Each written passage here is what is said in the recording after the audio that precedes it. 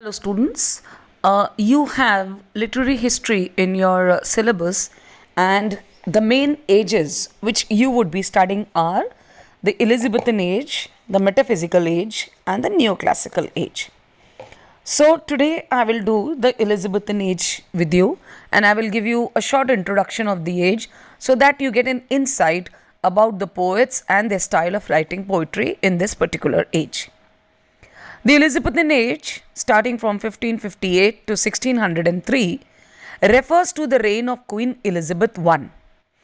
The epithet Elizabethan is merely a chronological reference and does not describe any special characteristic of the writing.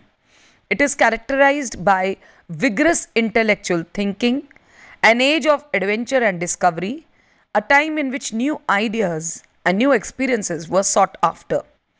Historians often depict that it as the golden age in English history. The period revolutionized many aspects in English life, mostly significantly literature. This new approach to things found its genesis in the Italian Renaissance and was also much influenced by the development of intellectual thought in France and other European nations. It was a time of discovery when sailors journeyed far and wide and were introduced to many new cultures and civilizations. England during this period had a centralized, well organized, and effective government, largely as a result of the reforms of Henry VII and Henry VIII, as well as Elizabeth's harsh punishment for any dissenters. Economically, the country began to benefit greatly from the new era of transatlantic trade and persistent theft of Spanish treasure. All this impacted on the way of people thought. The world, as it were, had been opened up to them. These influences had a marked effect on English literature, and many new styles of writing were introduced. It was an age of exploration and expansion abroad. The Elizabethan age saw the flowering of poetry, the sonnet, the Spenserian stanza, dramatic, blank verse, etc. Now, this flowering of poetry in the Elizabethan age was a golden age of drama also, especially for the plays of Shakespeare, and inspired a wide variety of splendid prose from historical chronicles, versions of the Holy Scriptures, pamphlets, and literary criticism to the first English novels. From about the beginning of the 17th century, a sudden darkening of tone became noticeable in most forms of literary expressions, especially in drama, and the change more or less coincided with the death of Elizabeth. Theatre and poetry were the dominant forms of literature during this period. Drama was at its heyday during the Elizabethan era.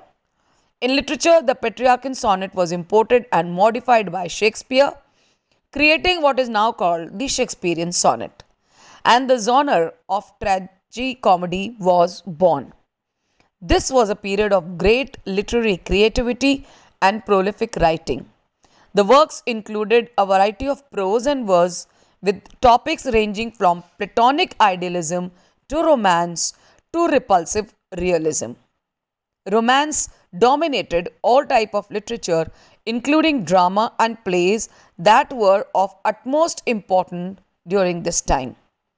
This was a time of great experimentation that resulted in wonderful new discoveries and imposing failures that often became literary topics in both drama and prose.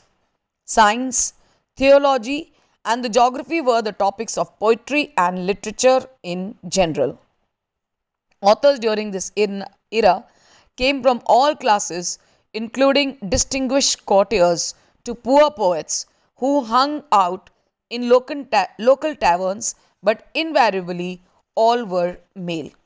Some of the most famous and prolific writers of this period include Sir Philip Sidney, Edmund Spenser, which we have in our course Ice and Fire, his poem, Roger Ashman, Richard Hooker, Christopher Marlowe, and most importantly, William Shakespeare.